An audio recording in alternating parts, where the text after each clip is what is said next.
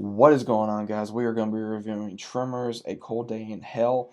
And this movie, I was shocked that I even was watching it because it's been so long since I watched a Tremors movie.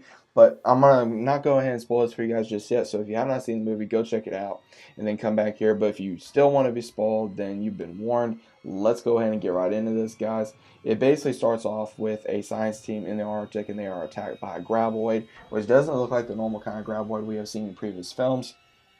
And then we go into Perfection Valley, where Bert is holding down the fort at uh, I want to say convenience store of the once Jody Mills, and she basically not Jody but Jody from the previous films. She basically uh, went to be a lawyer, and then Bert is served from an IRS agent about taxes, and he's been secured. So his home has been taken from him, pretty much almost everything. He's pretty much living at the convenience store on top, and he's having nightmares and dealing with everything. And then we see Jamie Kennedy's character. He's been gone for about a month or so doing some other stuff. And then they get a call from the Arctic science team that they need help. And Bert doesn't believe it, but they somehow manage to go.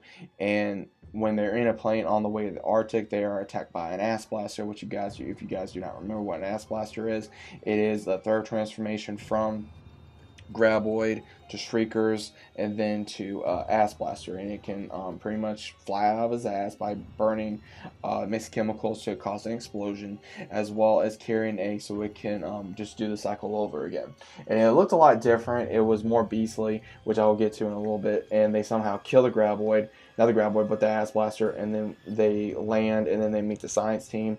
And they come to find out one of the members of the science team that she talked to Bert earlier, saying how much experience she had with the graboids, how much she learned about graboids, was because she is the daughter of Val, Kevin Bacon's character from the very first movie, as well as the woman that he hooked up with. I cannot remember her name, but she did Rhonda. There you go. It was Rhonda, and she basically is like her mother and her father. She's a scientist, but she also knows how to use a gun, and she has her attitude like her father. And her name is Val as well. So she really kind of takes a shining to Bert because she has heard about him ever since she was little, and he basically takes a shine to her in a little bit. And we see where throughout the entire movie you're trying to figure out like why are the graboids like this, and there's a military group, and they're working on trying to move water from the Arctic to another area, and then they want to get into getting graboids.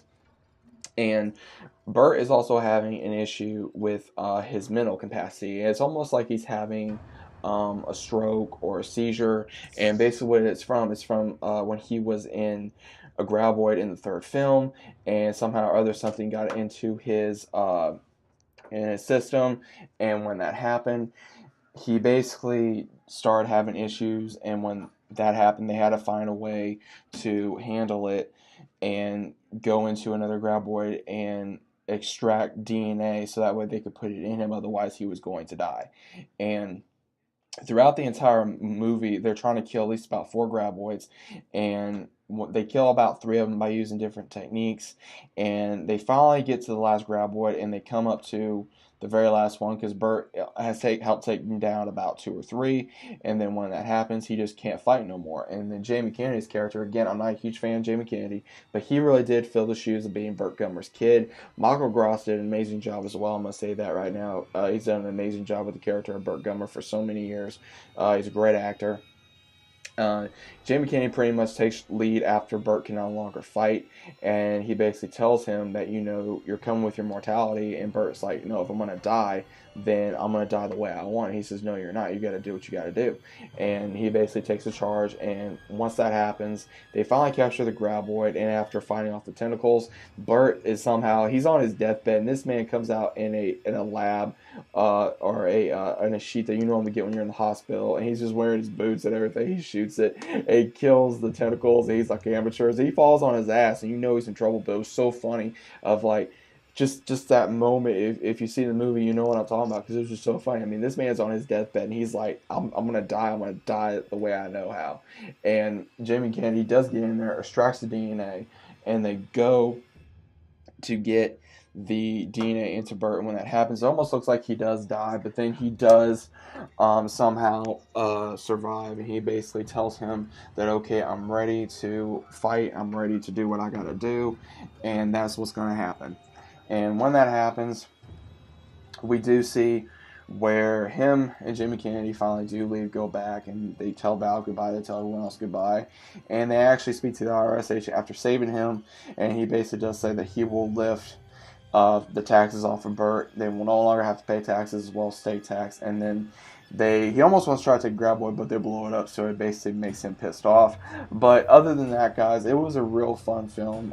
I liked it. It wasn't that bad. There was just some things in the movie that was kind of corny, kind of not good, and there were some things that I did not mind. And it actually got into the origin of the Graboid, like the reason why the Graboids looked a lot different was because it was said in the film that it basically showed that they are all over, since they are Precambrian life forms, which is basically, I guess, the first life forms on the planet. And when the Ice Age hit, a lot of them got frozen, and then some migrated south, which transformed their outer look, which they don't look the same as they have in the previous two films. So that's the reason why that they look different, not like regular Graboids we've seen 1 through 4. In the 5 and 6 installment, they look different. So there are other kinds out there that look more monstrous than the normal ones we've seen. So that's the reason why they show that, which I did like. They got into more of the origin, which I was very happy about. Jamie Kennedy, even though I'm not a big fan of his, he actually had character progression in this movie. Again, Michael Ross was amazing. We saw old characters, we saw new characters, which again, if we may see a 7th installment of the film. Again, we may or may not. It was actually, like I said, it actually kept to a Tremors film. The last one did feel like a Tremors film. This one did. This one felt like an actual Tremors movie.